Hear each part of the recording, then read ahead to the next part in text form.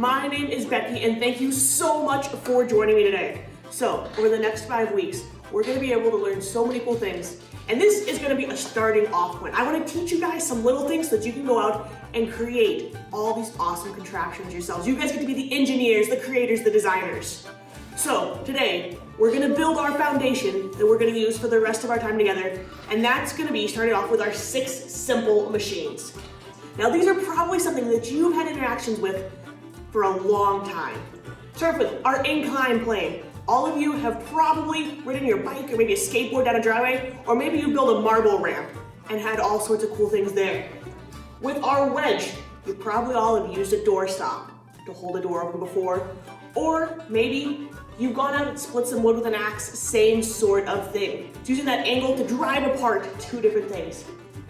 We've got our screw. Now obviously you've probably seen them holding buildings together, but you can use them to move things. If you've ever seen a grain elevator, all sorts of different types of things a screw can be used for.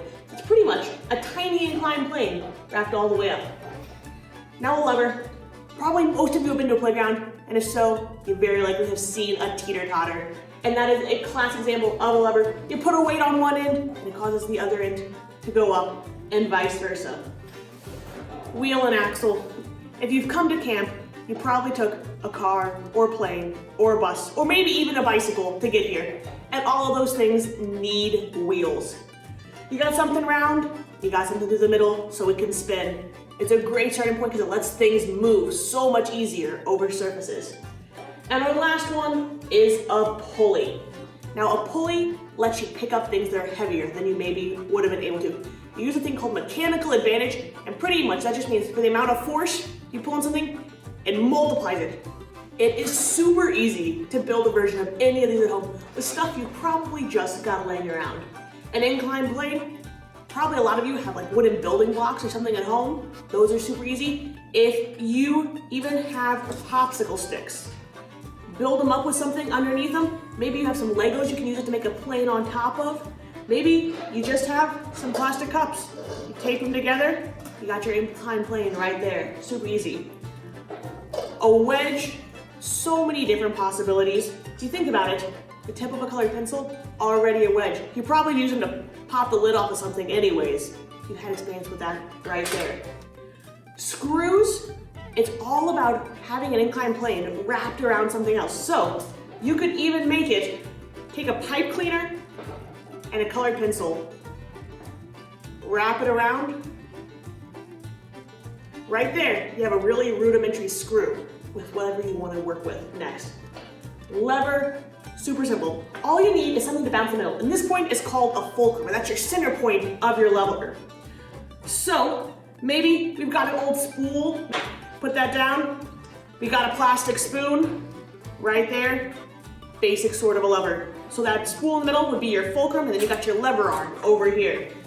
Wheel and axle, you keep that same spool. Maybe you get that colored pencil back out right there, stick it on through right there. You got your wheel and axle, maybe to build a car or something really cool with. And then a pulley.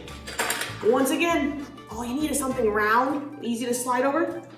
Cut yourself some string, real easy. Maybe you get a plastic cup, poke a hole on 2 edges. You can use that wedge to poke a hole, string some string through, and you can build your own pulley system.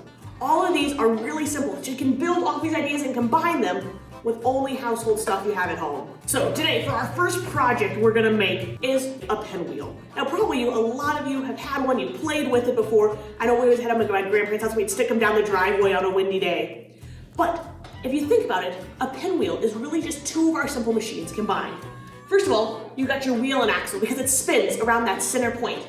And because our blades are curved to catch things, they're acting like a screw. So we're gonna make a pinwheel to start combining our simple machines to make cool things.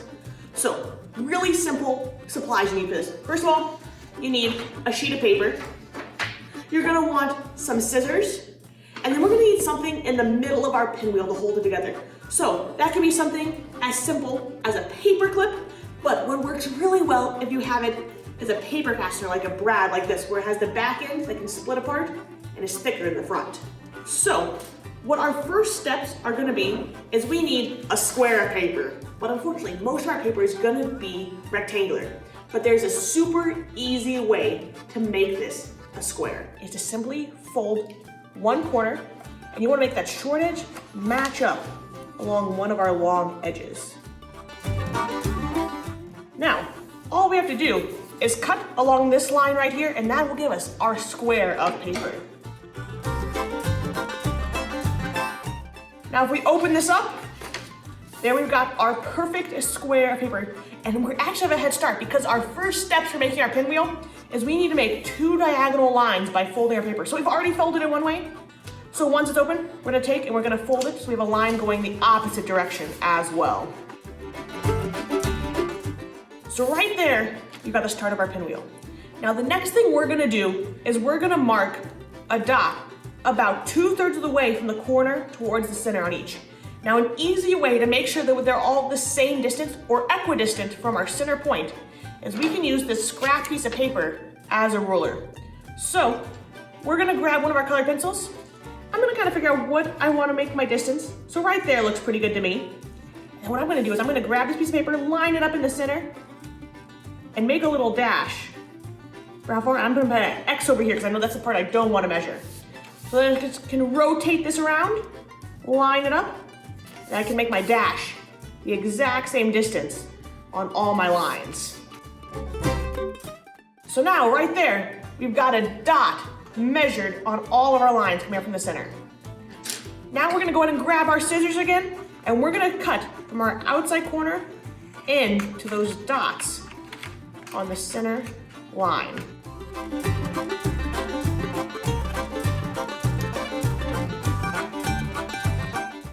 Awesome, so right there, we now have our paper cut. Our next step is we're gonna end up poking a bunch of holes. So what I like to do is I like to grab a paper clip and unfold it so I have the end. Now we're gonna poke 5 holes. The first one is gonna be right here in the center of our paper. Next, we need to poke 1 hole in each corner of our triangle. So we're gonna poke 4 holes around the edge in total.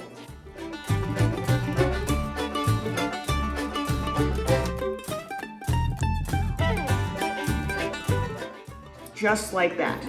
And now, you've got 1 hole in the center and 1 in each corner. Now, our final step is to assemble our pinwheel.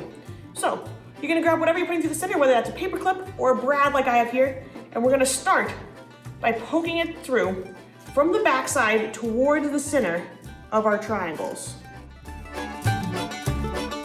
Then I'm gonna come grab the one beside it, fold it over so it's from the back side again. And we're gonna do that all the way around our pinwheel.